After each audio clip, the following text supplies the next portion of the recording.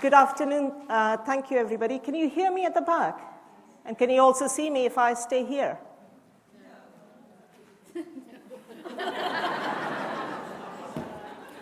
Right, I was hoping you could see me from there, but never mind. Okay, if you don't mind, I'll probably walk a little bit, but I have a restless leg syndrome, so I need to walk. So as Ronnie said, I'll be talking about transitions. And the transitions research that we do is actually cradle to grave. We look at the life course transitions, and higher education transitions then are one part of that. So I know everybody's just had lunch. Hopefully you're sitting comfortably, and I will try to have some interaction where possible, so please do participate.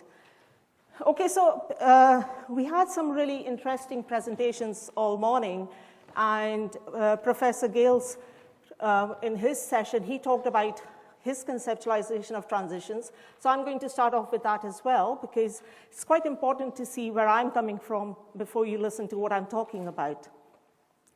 So starting off with my conceptualization of transition is it's an ongoing process which involves moving from one context and set of interpersonal relationships to another. So there is a change happening, and this change is happening for the context for the student. So they're coming usually to a new city, they are in a new educational system, or at least they are at a different level of study. They're also facing other changes to do with regulations and policy, whether that's to do with the university, but if you're an international student, that's of course got to do with UK VI, things to do with being in a new city, registering with the police, for example. That comes as a shock to students when they come over. And they will also have other changes that they're facing in the context.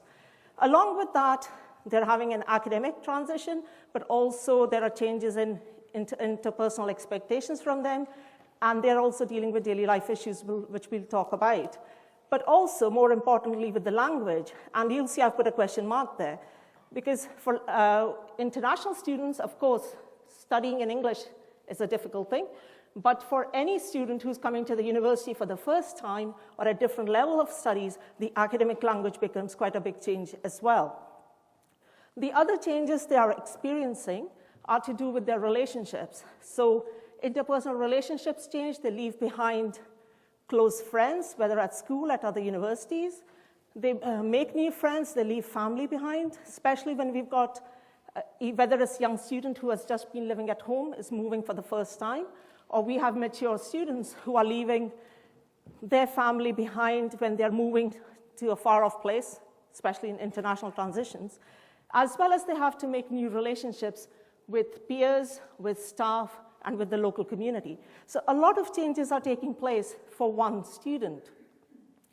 And along with that, of course, then there is a change in identity, whether it's a change in identity from a secondary school student to a university student, or it's any other type of changes that are happening. And in the morning, that was being talked about. So transition also results in a lot of changes in identities. With international students, we see that in the context of acculturation, for example. So I personally believe transitions are satisfying and fulfilling, because when we're talking about higher education transitions, we are talking about opportunities to move on, move up with increased choices. But for some students, there are times that they are going to be challenging and stressful as well. And also for the same student, there'll be times they'll find them exciting, other times they'll find some challenges, then they'll move on to excitement. So it's not a static thing, it's quite dynamic. And there are a few potential reasons for that. And knowing that this is an afternoon session, so I thought maybe we should have some fun. You did very well. Okay, if I ask you to hold on to this, have a look, and you can bounce it up and down. Okay, and now if I throw it to you, right, good. It would have been horrible if I couldn't have got it. Okay, now I'm going to throw it to you, Lorraine. I won't catch it. Okay, and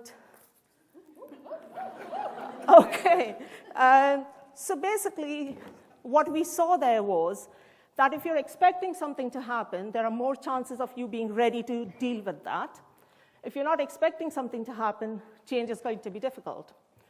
Now, usually, and this morning somebody was talking about university education in some ways is transition is in some ways a normative change. You know you're going to go to university, this is going to happen. So you are expecting it, but what is happening is a lot of other things. So what happened to you, Lynn, when you had that ball in your hand and you could look at it? Yeah, I wanted to see what it looked like. I wasn't sure how bouncy it might be. I wanted to try it out. Mm-hmm. How was it for you, Keith, when you... Well, I thought you were going to throw it further back because you threw it there. That's why you weren't expecting it. Right, okay. What about you? How did you feel? Not sure I trust you now. So, right, you were expecting something and it didn't happen. And in your case, victim. A lot of things happened at the same time. So that is what happens in transitions for people. So when they are coming to a university, there'll be students who've got particular functional needs, particular sort of things that work for them. So there is a thing called high need for cognitive closure. So there are people, probably I'm one of those as well, who want to know what is going to happen.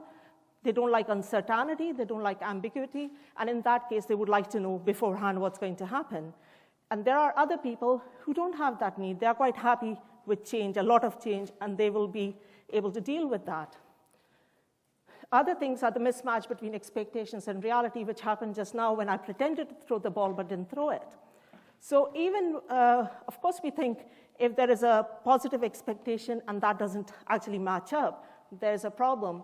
But in reality, what we found in our research is that even if it's a negative expectation and that doesn't match up, initially, that causes problems. So when students come to university expecting high-level academic work, let's say, and we are all geared up to be able to support their transitions, and we are thinking, let's be careful with what we are doing in the first few weeks, some students end up feeling quite disappointed. They might feel, okay, this is not what I was expecting. So that mismatch can have an impact as well on the transition experience. Then the support systems around them is going to have an impact, which we'll come to in a bit. Some students have heard horror stories. Now, do remember, I do my research across the life course, so a lot of horror stories actually come from primary, secondary transitions about flushing your head down the toilet and don't really happen for university. But there are stories that people have heard about. They've heard about going to a particular city, and the city is what people are like, what things are like. So it's not about only the university, but they've heard about lots of different things. Also, there is definitely a lack of continuity in the approaches used at school and in the university. Somebody was talking about how schools can be structured and universities are unstructured. So there are changes happening. The organizational culture is quite different, and that can cause a problem. What is expected of a student in a school or an FE might be quite different from a university. And finally, which I really want to focus on, is the multiple and multidimensional transitions. So you saw the multiple transitions, for example, the first slide was saying these are all the changes happening. So a lot of transitions they're going through at the same time. And we'll also talk about the multidimensional transitions. So before going to that, I wanted to share some research with you. So instead of us trying to obviously think what are the students' concerns or what are they excited about, we did this study with first-year undergraduate students, and there were lots of options for them. They also had lots of opportunities to say what they wanted to be, what were the things that they were looking forward to, and you'll see the range that's coming there. And the topmost is making new friends, meeting people. Now, interestingly, that can also be quite a big concern for some of the students. And the other areas that they were really looking forward to was having new experiences, studying a subject of their own choice, and all these different aspects were coming through. When we asked them what were they concerned about, what did they think might be challenges for them, they were talking about, number one was about stress, coping with stress, but they were also talking about coping with studies, and they also thinking academically it's going to be more difficult, and cultural differences, differences in study methods. So, but what's quite interesting, if you look at the spread, the same things that were exciting some people were also worrying some people. And we also know from our analysis that some of the students chose the same options for both exciting and challenging. Okay, so the spread also shows us that they're not only thinking about academic stuff, about studies, they're also thinking about all of the other social daily life things that are happening. And we asked them, how did they prepare? What was the personal preparation they did for coming to university? And again, the top is, in this case, they've said academic self-study courses, but they then talk about how they've got information about going to university, studying at university from families and parents or friends, how they talk about buying books, finding out things. But when you go up higher, saving money, practice budgeting, they saved money, sorry, to come, practice budgeting, learning how to cook, all of those things start coming because coming to university is not just about studying, it's a whole new life for them. When we asked them in what way did their family and friends prepare them, it seems to have cut off here. It's providing emotional support and encouragement and going all the way to information guidance, teaching cooking skills, help with moving to university, all sorts of aspects. So family were, of course, providing a lot of support for them. And when we asked what the previous institution did to help you, whether it was a school or a FE or another university, they again talk about academic development work skills, but then start talking about budgeting and things like that. So basically, what I'm trying to say is when a student moves to university, they're not only having an academic transition, they are having a holistic, if you like, life transition. And put it on a sort of a simplistic model there, because obviously you can't separate them. I'm arguing for not separating them, but to just explain, I've put it separately here. And you'll see that students will have academic transition as well as daily life transitions at the same time. And that is similar to what Trevor was talking about this morning about horizontal and vertical transitions that you're experiencing. And obviously, it goes without saying if academic and daily life transitions all go well, you're going to have a positive experience. If not, you'll have a negative experience.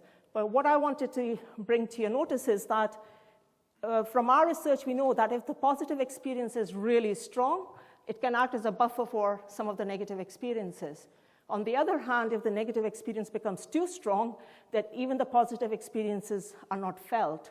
So if we are aware of that, and it could be that a student's not doing very well academically, but they've been able to make very good friends, they have a good relationship with the academic staff, then that relationship might act as a buffer when their studies aren't doing well. And on the other hand is when students have financial problems, they become such a huge issue for them that they can't study or it has an impact on their well-being. But this model, we see it as a dynamic model where changes happen almost on a regular basis. Every day, things can move. So moving from that, I was talking about the support systems that people have. So they've got the daily life and the academic life. And if we start looking at support systems, we asked them, if you needed support with a personal issue, whom would you go to? And if you needed support with an academic issue, whom would you go to? So the red is support with personal issue. Blue is support with the academic issue. Can you see at the back? Yeah, okay. So as you can see, when it came to academic issue, most of them said they would go to the academic personal tutor. But when it came to personal issue, only 20 said out of the 199 that they would go to the academic tutor. Then they were going to go to the other student for both of those. And that sort of number for personal issues goes up a bit. But most of them said that they would go to the parent, family member, or friend if it is a personal issue, and they want to keep it separate. And sometimes in the university, we think about all the support systems we want to put into place, but students might not choose to use them. Students might still want to choose support systems they've had for some time. So the most important support systems that they were telling us were parents, friends, other students, and the staff members that were closely working with them. Right, so Family is quite an important support system. If you look at that, at graduation ceremony, we see all the time the family members there, don't we? There are lots of family members at every graduation ceremony. It's a proud moment. But it's not only a proud moment because there's that achievement at the end, but it's because they've had this journey with the student. The student's not been on their own on this journey. And so if you think about the student with their family, and we look at this student who's our international student, who's with their family as well at the graduation ceremony, all the happy faces, but think about what happened to his family or to her family for a local student. When this student came to university, that meant his family came to UK as well. His wife was a professional in her country, but when she came here, she had to have a dependent visa.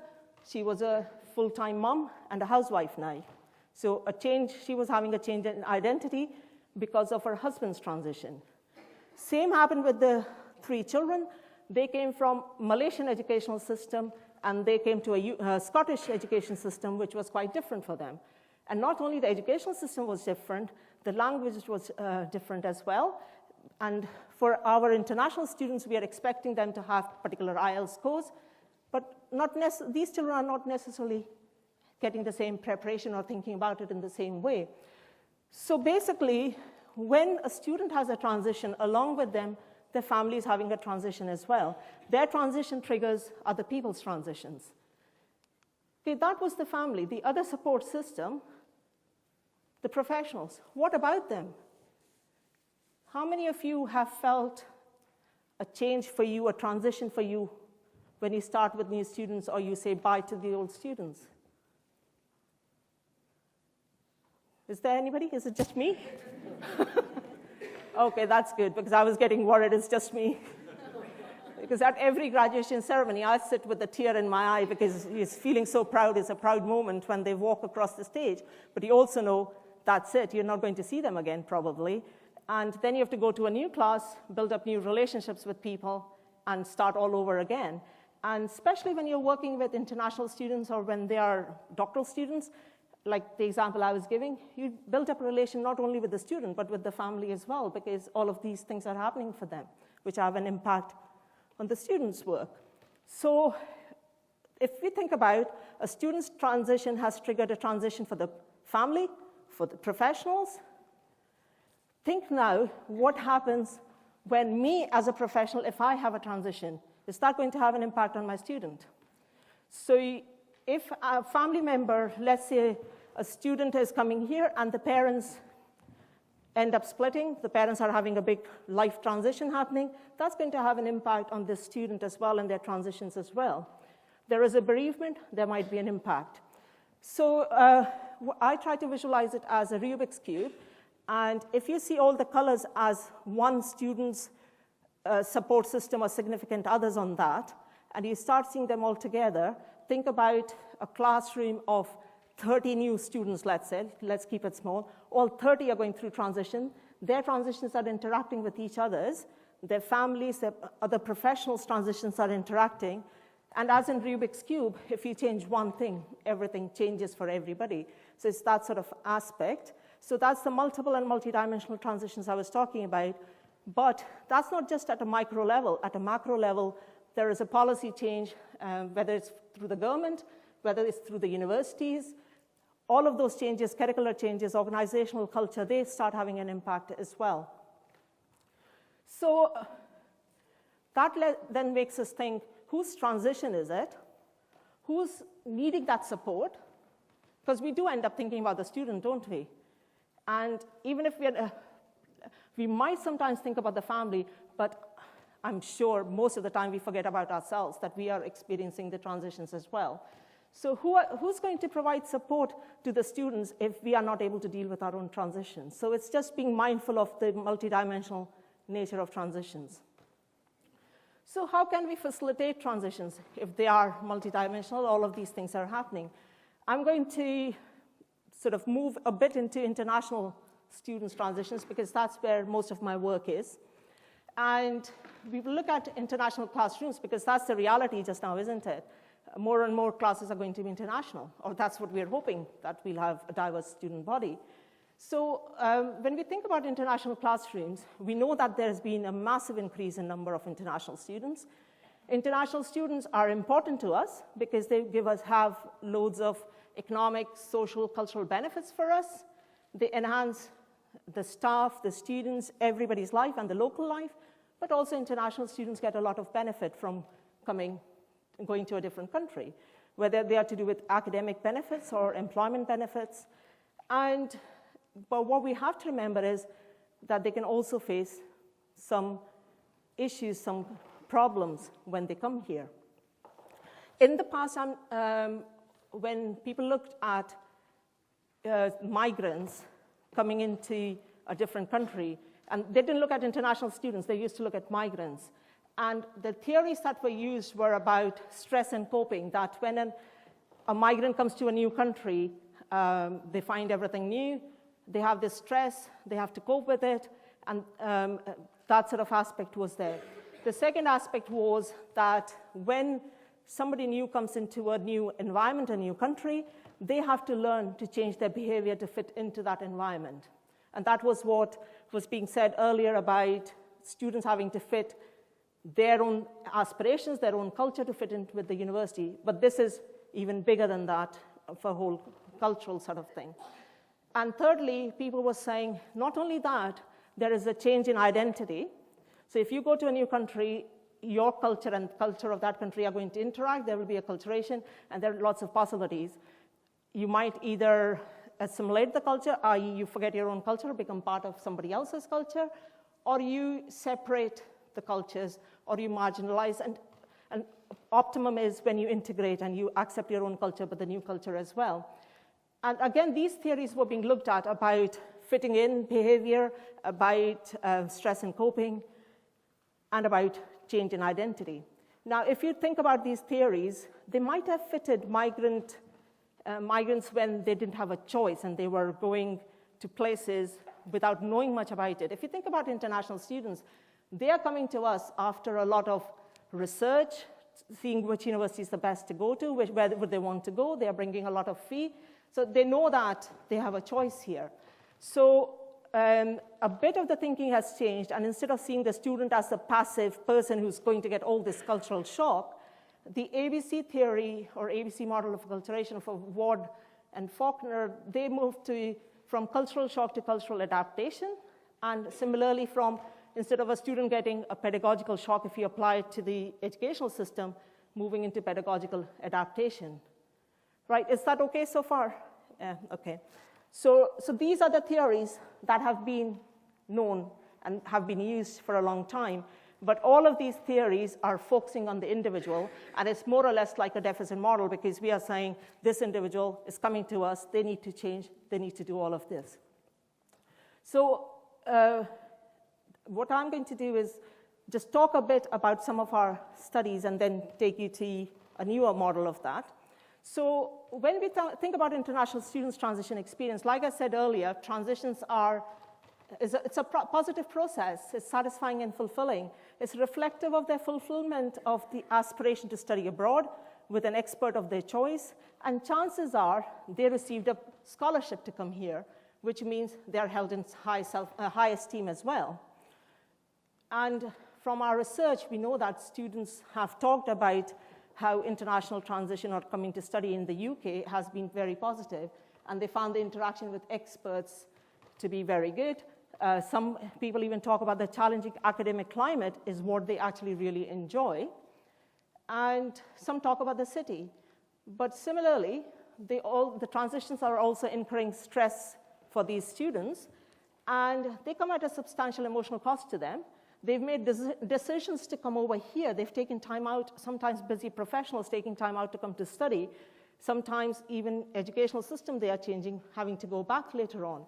And they don't know what impact that's going to have on their educational or personal life.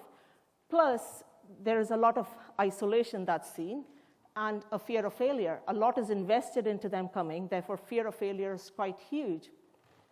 And students talk about it, about their depression, they talk about facing financial problems, And when they arrive, how they can't even communicate with their family properly, depending on what country they are in, because we do know through social media a lot of that interaction is happening. And they also find use of English language stressful. Right, so what we did was, because we saw that all of this was happening, this isolation was happening, and sometimes the students from international students weren't really interacting with host students, or national students weren't interacting with them, we tried some intervention. And what we did was, we used small group work, and in the group work, we had to make sure it was authentic, it was meaningful to them. This was a university in England where it was a business management program, and we took a module from that. And students were given a task of event management within that. And they had to come into small groups, and the students were split into small groups so that they were a mix of cultures. As you can see,